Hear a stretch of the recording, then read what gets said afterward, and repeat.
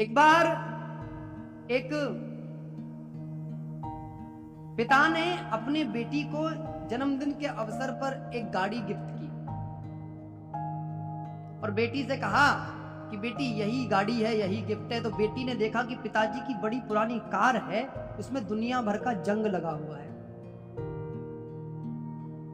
तो बेटी ने देखा एकदम से, अरे, बोले पिताजी ये मेरे को आप पुरस्कार के रूप में दे रहे हो, गिफ्ट के रूप में दे रहे हो, मेरा जन्मदिन का गिफ्ट यह कार है। बोले हाँ बेटी। बोले यही है। बोले तुम इसको बेच करके तुम कोई दूसरा उपहार ले लेना, लेकिन एक बात ध्यान रखना, जब तुम बेचने इसको जाओ तो उसकी कीमत मुझे जरूर बताना कि ये कितने में बिक रही है। तो बेटी जाती है, कार को पहले कबाड़े वाले की दुकान पर लेकर के जाती है। बोले साहब ये गाड़ी है, आप खरीद लो। तो कबाड़ी वाला कहता है कि इसे मैं 5,000 रुपए में खरीद सकता हूं।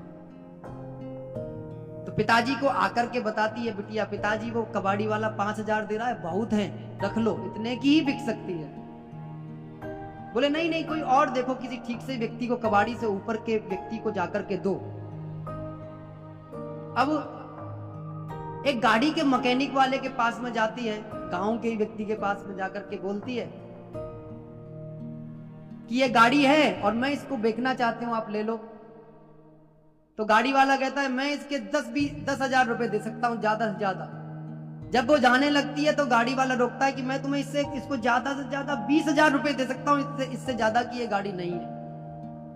वापस आती है, फिर पिताजी को बताती है, पिताजी अब तो इसकी कीमत बढ़ गई है, ये 20,000 रुपए बता रहा है। बोले नहीं नहीं, अभी कोई और व्यक्ति ढूंढो जो इसकी सही कीमत लगा सके। गाड़ी के शोरूम में जाती है, कहती है ये मेरे पिताजी की गाड़ी है और ये मेरे को गिफ्ट है, मेरे को बेचनी है, आप बताओ इसके कितने लोग हैं। बोले हम इसके 2 लाख रुपए दे सकते हैं। पिताजी के पास में जाकर के बताया। बोले पिताजी 5,000 से 10,000 20,000 हो गए, अब इस गाड़ी के 5 लाख रुपए देने के लिए तैयार है, अब बेच दो, अब पूरी कीमत लग गई। बोले नहीं नहीं बेटी, अभी और कहीं जाकर के देखो। ढूंढते ढूंढते ढूंढते ढूंढते ढूंढते ढूंढते गाड़ी की कीमत 50 लाख हो गई।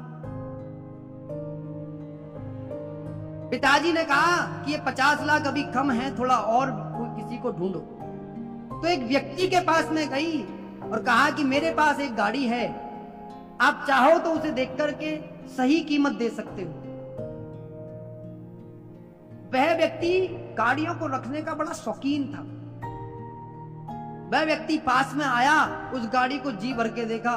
बोले आप इसकी जितनी कीमत लगा सकते हो वो सारी की सारी कम है, ये पूरी दुनिया के अंदर एक ही गाड़ी है। अब तो बेटी की आंखें फटी रह गई। बोले पिताजी ये इतना महत्वपूर्ण पुरस्कार आपने मुझे दिया। बोले ये पुरस्कार नहीं दिया था बेटी, ये एक संदेश था कि व्यक्ति की कीमत वह किस व्यक्ति के साथ रह रहा है, किस व्यक्ति का सानिध्य उसको प्राप्त है, इससे बढ़ती है। इसीलिए कहते हैं कि संगत व्यक्ति की रंगत बदल देती है। यदि अच्छे लोगों के साथ हम रहेंगे तो स्वयं में अपने आप अच्छे बन जाएंगे।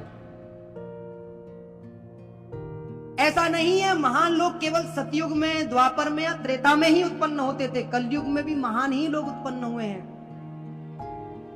चाणक्य कलयुग में उत्पन्न हुए, विवेकानंद कलयुग में उत्पन्न हुए, महर्षि दयानंद कलयुग में उत्पन्न हुए, स्वयं कबीरदास, सूरदास कलयुग में उत्पन्न हुए हैं। तो व्यक्ति को महान उसकी संगत बनाती है।